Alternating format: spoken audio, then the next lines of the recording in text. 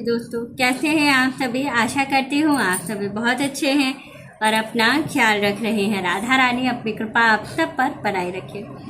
दोस्तों, आज हम बात करेंगे सावन मास के प्रदोष की।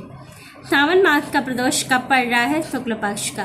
कुछ विशेष उपाय बताने वाली हूँ जो कि गुरुजी पंडित प्रदीप मिश्रा जी ने अपनी वीडियो में बताया है। साथ ही ये सारे जो उपाय बताने वाली हूँ ये शिव महापुराण में वर्णित हैं। आपको 31 दाने खड़े चावल के दाने का उपाय बताऊंगी। साथ ही 1 बेलपत्र और 2 दीपक का उपाय।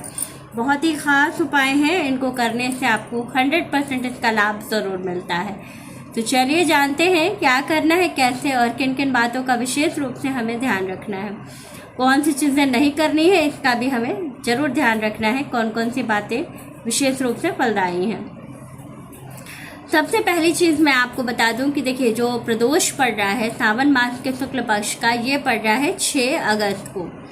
6 अगस्त के दिन प्रदोष का व्रत रखा जाएगा। इस दिन विशेष रूप से शिव जी की आराधना की जाएगी। वैसे तो सावन का महीना चल रहा है, तो 1 महीने से हम लोग प्रतिदिन शिव जी को जल चढ़ा रहे हैं और प्रतिदिन हम पूजन कर रहे हैं।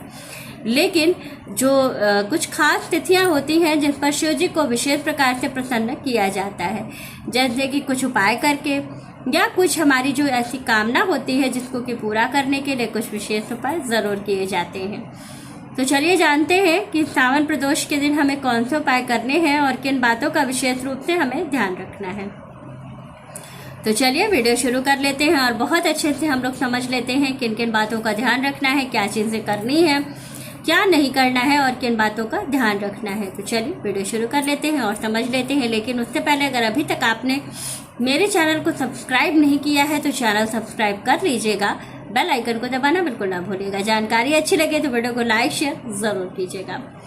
सबसे पहली चीज़ बता दूं कि जो सावन का प्रदोष होता है ये बहुत महत्वपूर्ण होता है और शिव जी की पूजा हमेशा जो है वो प्रदोष काल में सबसे ज़्यादा फलदायी होती है, क्योंकि जो प्रदोष काल का समय होता है ये शिव जी को बहुत प्रिय है। और साथ ही जो प्रदोष काल का समय होता है, इस समय शिव जी पार्वती जी के साथ भ्रमण पे निकलते हैं, तो आपकी कामना की पूर्ति बहुत जल्दी होने की जो संभावना है वो बहुत तेज हो जाती है। तो इसलिए आपको इसका ध्यान रखना है कि आपको हमेशा शिव जी की जो पूजा है वो प्रदोष काल में ही करनी है। और प्रदोष के दिन तो विशेष रूप से आपको इस बात का ध्यान रखना है कि प्रदोष की पूजा आपको प्रदोष काल में करनी है। अब हम विशेष रूप से बात करते हैं कि हमें किन नियमों को ध्यान में रखना है। देखिए, बुधवार का प्रदोष है और प्रदोष की तिथि है सावन मास है और तिथि है द्वादशी प्लस त्रयोदशी। ठीक है, क्योंकि जो आज 5 अगस्त को जो एकादशी है, एकादशी तिथि का समापन हो जा रहा है। कितने बजे? शाम को 4:54 पर एकादशी तिथि समाप्त होकर द्वादशी लग जा रहा है। द्वादशी तिथि कल सुबह यानी कि 6 अगस्त को द्वादशी तिथि जो है वो 7:45 तक है। उसके बाद से त्रयोदशी लग जा रही है, तो यानी कि त्रयोदशी तिथि का मान है। लेकिन त्रयोदशी तिथि भी पूरे दिन आपको नहीं मिल रही है। शाम को 8:55 पर त्रयोदशी तिथि का समापन होकर के चतुर्दशी लग जा रही है। इसलिए जो ये त्रयोदशी का व्रत रखा जाएगा या प्रदोष का जो व्रत रखा जाएगा, ये द्वादशी के उपरांत त्रयोदशी का व्रत पड़ रहा है, इसलिए ये बहुत खास है। द्वादशी के पीठ से लगी हुई जो त्रयोदशी होती है ये बहुत महत्वपूर्ण होती है। इसमें जो भी उपाय किए जाते हैं उसका फल तुरंत आपको प्राप्त होता है। ये तो हो गई तिथि की बात। अब विशेष रूप से बात करते हैं हम अपने उपाय की। शाम के समय आपको पूजा करना है। सबसे महत्वपूर्ण चीज़ है जल। जल आपको जरूर समर्पित करना है, लेकिन जो जल का लोटा आप शिव जी के मंदिर में लेके जाएंगे, उस लोटे पर आपको सबसे पहले एक स्वस्तिक का निर्माण करना है। स्वस्तिक का निर्माण आप या तो कुमकुम से करेंगे, लाल कुमकुम से, या तो आप जो है लाल चंदन से करेंगे कलश के ऊपर स्वस्तिक का निर्माण। क्यों?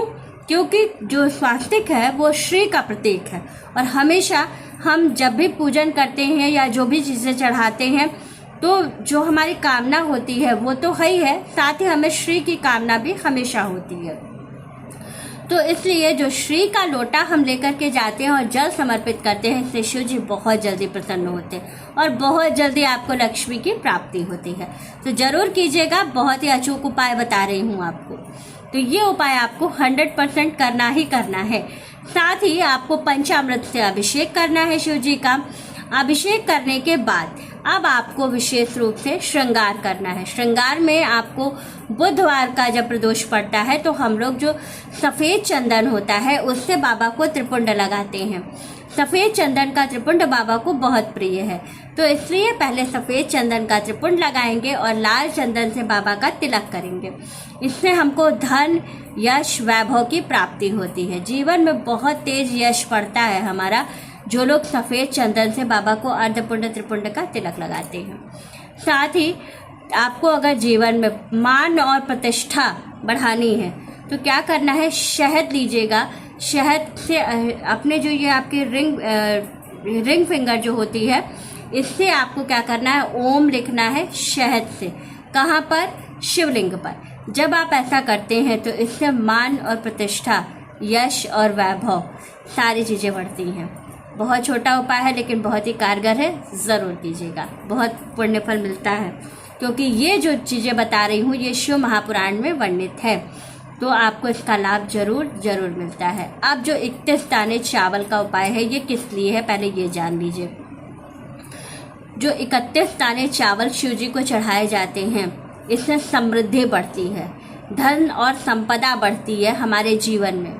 अगर इसके अलावा अगर हमारे जीवन में कोई भी कमी है, कोई भी कमी, स्वास्थ्य की कमी हो, घर नहीं है, मकान नहीं है, कोई भी ऐसी चीज़ है जो हमारे जीवन में जिस चीज़ की कमी है उस कमी को पूरा करता है। तो इसलिए कहा जाता है 31 दाने चावल, बिल्कुल सीधे सीधे खड़े खड़े चावल, टूटे फूटे नहीं, कटे फटे नहीं, गंदे नहीं, बिल्कुल साफ़ सुथरे चावल होने चाहिए। आपको 31 दाने चावल गिन करके उसमें से निकालना है और शिव जी पर चढ़ाना है अपनी कामना को अपने मन में कहते हुए। बहुत जल्दी कामना की पूर्ति होगी आपकी।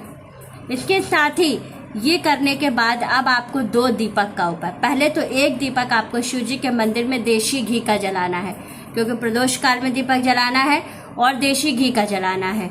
दूसरी चीज़ है कि जीवन में अगर तरक्की चाहते हैं, ऊंचाई पर जाना चाहते हैं, तो देशी घी का दीपक जलाएंगे, उसमें थोड़ी सी 1 चुटकी काली तिल आप डाल देंगे, बहुत लाभ मिलता है। तो ज़रूर डालिएगा, बहुत लाभपूर्ण है।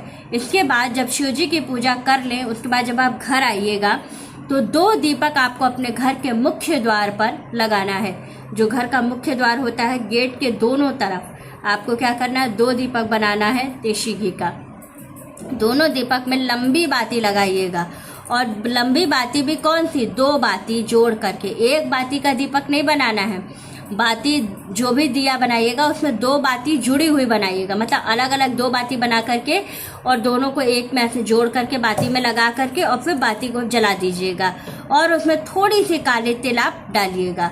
बहुत लाभ मिलता है। जो लोग ये कार्य करते हैं, मुख्य रूप से घर के मुख्य द्वार पर जो लोग दीपक जलाते हैं ये प्रदोष के दिन, उनके घर में साक्षात बाबा जरूर आते हैं। तो ये उपाय आप जरूर कीजिएगा। और साथ ही बेल के वृक्ष के नीचे 1 दीपक सरसों के तेल का आप जरूर लगाइएगा, बहुत लाभ मिलता है। जो लोग सरसों के तेल का 1 दीपक लगाते हैं शिव जी के मंदिर में, उनको इसका इतना लाभ मिलता है कि उनके जीवन में कभी किसी चीज़ की कोई कमी बाबा होने ही नहीं देते हैं। जब भी कोई समस्या आती है, जो भी कोई परेशानी होती है, तुरंत बाबा उसको संभाल लेते हैं। तो 1 बेल के पेड़ के नीचे आपको दीपक जरूर लगाना है सरसों के तेल का, बहुत लाभ देता है। एक बार लगाइएगा तो आपको इसका लाभ जीवन भर मिलेगा।